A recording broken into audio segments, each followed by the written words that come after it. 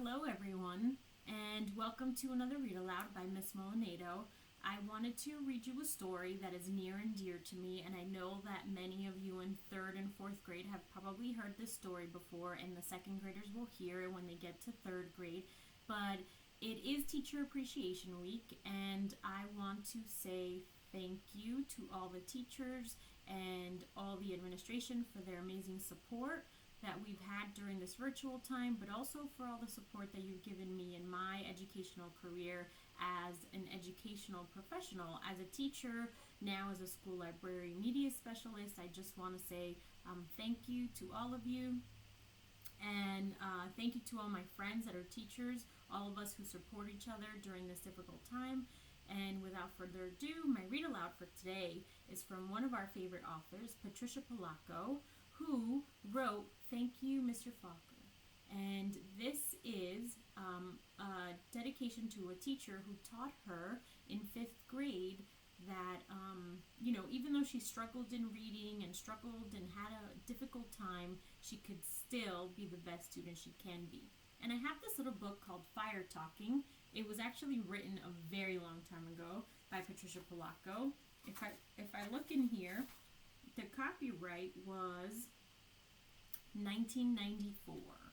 So it was written, 26 years ago? 26 years ago. But it still has some important facts. So she was born in Michigan. She's the author of this book. Most of her stories come from information and stories that have passed throughout her life. And the reason why this is called Fire Talking is because most of her stories that she writes down comes from the times that she sat around the fire with her family and everybody told stories. And somebody would always ask while they're telling stories, is this true? Is this story true? And someone would always say, of course it's true, but it may not have ever happened. And that was her thinking for a lot of her stories. She's an author and illustrator, so all of her books are also illustrated by herself. Okay, so let's get started because it's a very long book and I'm trying to do it as quickly as possible. Thank you, Mr. Falker. I'm going to say Falker. That way it sounds good. The grandpa held the jar of honey so that all the family could see, then dipped a ladle into it and drizzled honey on the cover of a small book. The little girl had just turned 5. Stand up, little one, he cooed. I did this for your mother, your uncles, your older brother, and now you. Then he handed the book to her. Taste. She dipped her finger into the honey and put it into her mouth. What is that taste? The grandma asked. The little girl answered, Sweet. It tastes sweet. Then all the family said in a single voice, Yes, and so is knowledge, but knowledge is like the bee that made that sweet honey. You have to chase it through the pages of a book. The little girl knew that the promise to read was at last hers. Soon she was going to learn to read. There's the illustration, the grandpa putting the honey on the book. Tricia, the littlest girl in the family, grew up loving books. Her school teacher mother read to her every night. Her red-headed brother brought his books home from school and shared them. And whenever she visited the family farm, her grandfather and grandmother read to her by the stone fireplace. When she turned 5 and went to kindergarten, and most of all hoped to read, each day she saw the kids in the 1st grade across the hall reading. And before the year was over, some of the kids in her own class began to read. Not Tricia. Still, she loved being at school because she could draw. The other kids would crowd around her and watch her do her magic with her crayons. In 1st grade, you'll learn to read, her brother said to her. She's very artistic since a very young age. In 1st grade, Tricia sat in a circle with other kids. They were all holding Our Neighborhood, their first reader, sounding out letters and words. They said ba, oh, oi, boy, and ook, look. The teacher smiled at them when they put all the sounds together and got a word right. But when Tricia looked at a page, all she saw were wiggling shapes, and when she tried to sound out words, the other kids laughed at her. Tricia, what are you looking at in that book, they'd say. I'm reading, she'd say. and look back at them. But her teacher would move on to the next person. Always when it was her turn to read, her teacher had to help her with every single word. The other kids moved up to the second reader and third reader, but she stayed alone in our neighborhood. Tricia began to feel different. She began to feel dumb. The harder words got for the little girl, the more and more time she spent drawing. Oh, how she loved to draw, or just sitting and dreaming, or when she could, going for walks with her grandmother. One summer day, when she and her grandmother were walking together the small woods behind their farm, it was twilight. The air was sweet and warm. Fireflies were just coming up from the grasses, and they walked. Tricia said, "Grandma, do you think I'm different?" "Of course," her grandmother said. "To be different is the miracle of life. You see all those little fireflies? Everyone is different. Do you think I'm smart?" Tricia said. She didn't feel smart. Her grandmother hugged her. "You are the smartest, quickest, dearest little thing ever." Right then, the little girl felt safe in her grandmother's arms. Reading didn't matter so much.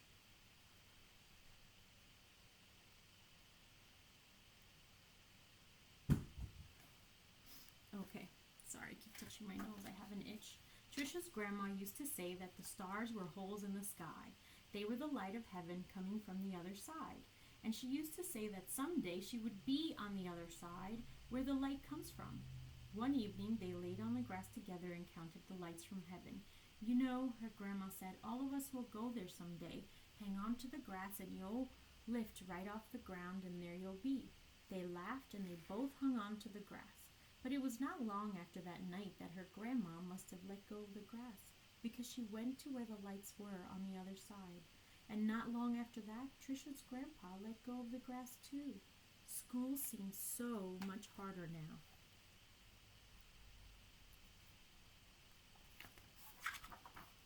Reading was just plain torture. When Sue Ellen read her page or Tommy Bob read his page, they read so easily that Tricia would watch the top of their heads to see if something was happening to their heads that wasn't happening to hers. And numbers were the hardest thing to read of all. She never added anything right.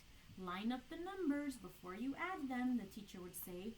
But when Tricia tried, the numbers looked like a stack of blocks, wobbly and ready to fall.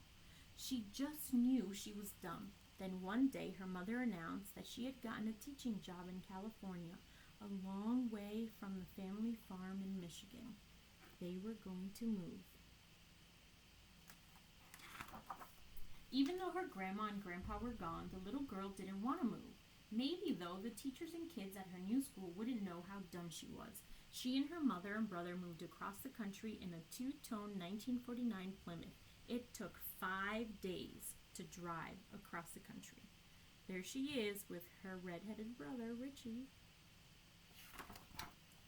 But at the new school, it was the same. When she tried to read, she stumbled over her words. The cat ran. She was reading like a baby in the 3rd grade. And when her teacher read along with them and called on Tricia for an answer, she gave the wrong answer every time. "Hey, dummy," a boy called out on her playground. "How come you are so dumb?" Other kids stood there near, and they laughed. Tricia could feel the tears burning in her eyes. How she longed to be back at her grandparents' farm in Michigan. Now that's mean, boys and girls, because not everybody learns the same way, and not everybody can read the same way. We should never be mean to somebody just because they don't really know how to read. You don't know what their struggles are.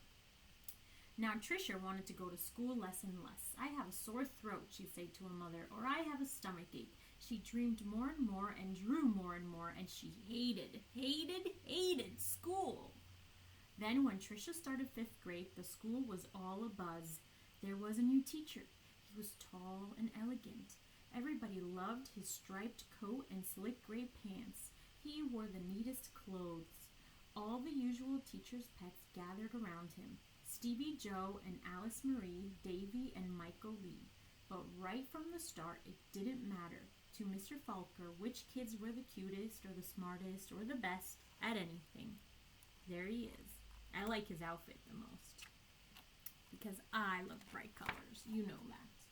Mr. Falker would stand behind Tricia whenever she was drawing and whisper, "This is brilliant. Oh my God, absolutely brilliant. Do you know how talented you are?" When he said this, even the kids who teased her would turn around in their seats and look at her drawings. But they still laughed whenever she gave a wrong answer. Then one day she had to stand up and read, which she hated. She was stumbling through a page in Charlotte's Web, and the page was going all fuzzy when the kids began to laugh out loud. Mr. Falker, in his plaid jacket and his butterfly tie, said, "Stop! Are all of you so perfect that you can look at another person and find fault with her?"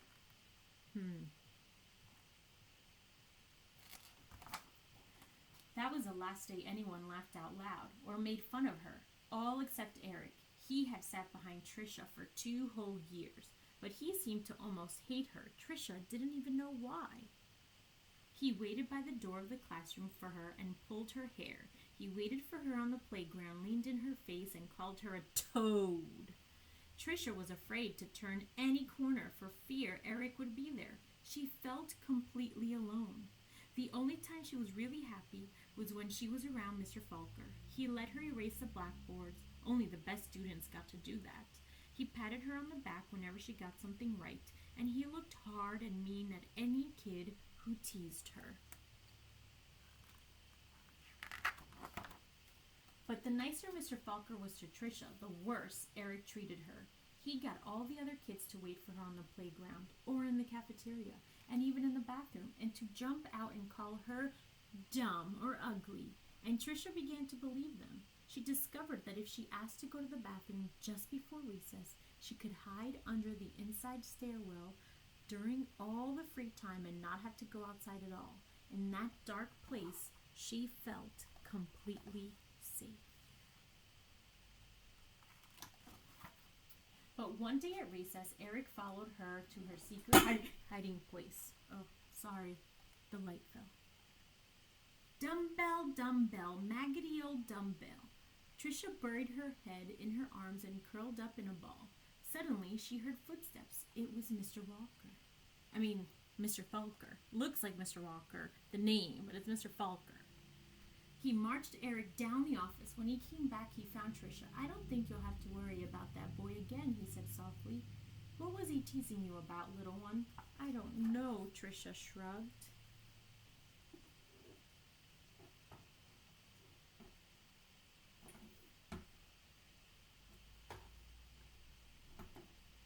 Sorry, I'm having a little technical difficulties with my lamp here. Alright, there we go. Okay. Tricia was sure Mr. Falker believed that she could read. She had learned to memorize what the kid next to her was reading, or she would wait for Mr. Falker to help her with a sentence. Then she'd say the same thing that he did. "Good," he would say. Then one day Mr. Falker asked her to stay after school and help wash the blackboards. He put on music and brought out sandwiches, and they worked and talked. All at once he said, "Let's play a game. I'll shout out letters, and you can write them on the board with a wet sponge as quickly as you can." "A," he shouted. She wiped a watery A. "8," he shouted. She made a watery 8. 14, 3, D, M, Q, he shouted. He shouted out many, many letters and numbers. Then he walked up behind her, and together they looked at the board. It was a watery mess. Tricia knew that none of the letters or numbers looked like they should look. She threw the sponge down and tried to run. Mr. Falker caught her arm and sank to her knees in front of her. "You poor baby," he said. "You think you're dumb, don't you? How awful for you to be so lonely and afraid." She sobbed. "But little one, don't you understand? You don't see letters and numbers the way other people do. And you've gotten through school all this time and fooled many, many good teachers." He smiled at her. That took a lot of cunning and smartness and such bravery. Then he stood up and finished washing the board. "We're going to change all that, girl. You're going to read. I promise you."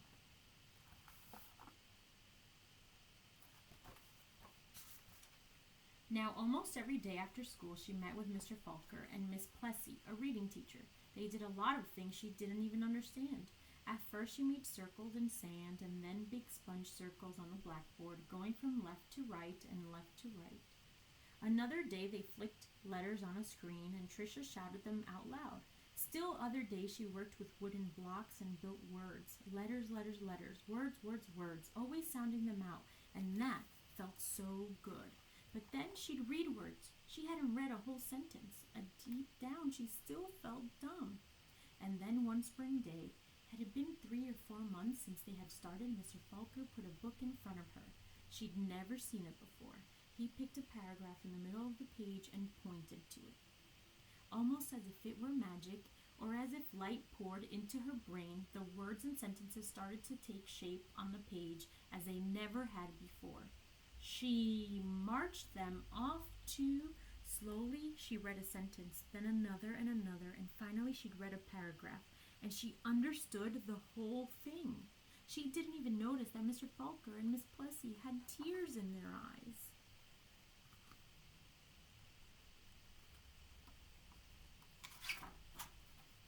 That night, Tricia ran home without stopping to catch her breath.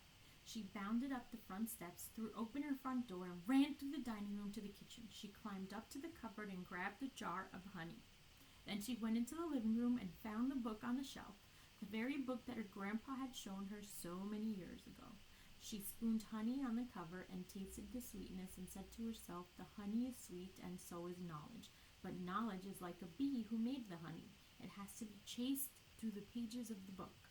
Then she held the book, honey and all, close to her chest. She could feel tears roll down her cheeks, but they weren't tears of sadness. She was happy. So very, very happy. And look, she was looking at the stars, where her grandma said to look. The rest of the year became an odyssey of discovery and adventure for the little girl. She learned to love school. I know because that little girl was me, Patricia Polacco. I saw Mr. Falker again some 30 years later at a wedding. I walked up to him. I introduced myself. At first he had difficulty placing me. Then I told him that who I was and how he had changed my life so many years ago. He hugged me and asked what I did for a living. "Why, Mr. Falker," I answered, "I make books for children." "Thank you. Thanks to you, Mr. Falker." Sorry, I get a little sentimental every time I read the ending of this book. Because, like I said before, teachers always leave a little mark on a student, and sometimes they change their life, just like some of my teachers have changed mine along my path. So I hope you enjoyed the story. I know this video is a little long. I hope you stayed and watched till the end. And until next time, just remember to say thank you to all your teachers this week and appreciate everything they're doing for you, including your parents. Okay? Bye.